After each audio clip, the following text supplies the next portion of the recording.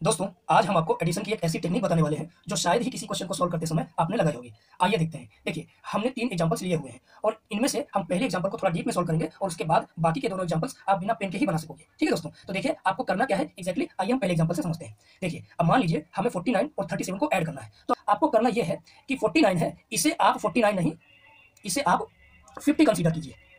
ठीक है? और उसके बाद इस 37 को आप 37 नहीं, इसको 40 कंसीडर कीजिए।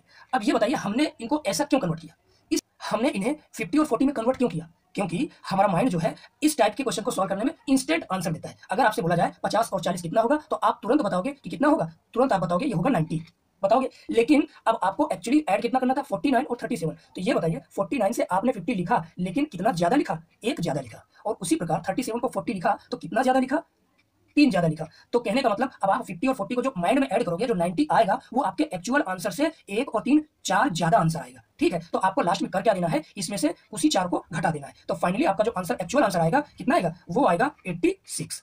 ठीक है? तो हम ये कह सकते हैं 49 और 37 का जो एडिशन होगा कितना होगा, 86 होगा। अब आइए इन दोनों एग्जांपल्स को हम ऐसे ही सॉल्व करते हैं, वो भी आप ट्राई कीजिए कि आपको पेन ना उठाना पड़े। अब देखिए, अब क्या करेंगे, 88 है, 59 है। 88 को आप माइंड में क्या सोचेंगे, 90 यानी 90, और 59 को कितना सोचेंगे, 60। तो अब ये 90 और ये 60, 90 और 60 कितना हुआ, 150, 150। लेकिन हाँ, 90 बनाने के लिए हमने 2 ज्यादा लिया और 60 बनाने के लिए हमने 1 ज्यादा लिया। तो कुल मिला के हमने कितना ज्यादा लिया, 3 ज्यादा लिया। और 150 से आप 3 माइनस कर देंगे तो आंसर कितना आएगा आपका, आपका आंसर आएगा 147। समझ गए? देखिए हमने कैसे किया, इस 80 को 88 को हमने बना दिया 90, इसके बाद इस 59 को हमने बना दिया कितना, 60। और इस टाइप के नंबर को हम तुरंत ऐड कर सकते हैं माइंड में, 90 60 150। लेकिन हमारा आंसर तो ये इतना नहीं है, क्योंकि हमने ज्यादा ले लिया है। अब कितना ज्यादा लिया है, यहाँ से हमने 2 ज्यादा कंसीडर किया और यहाँ से हमने 1 ज्यादा कंसीडर किया। तो फाइनली जो हमारा आंसर आएगा इससे 3 कम आएगा। तो कितना आएगा आपका फाइनल एक्चुअल आंसर आएगा, वो आएगा 147।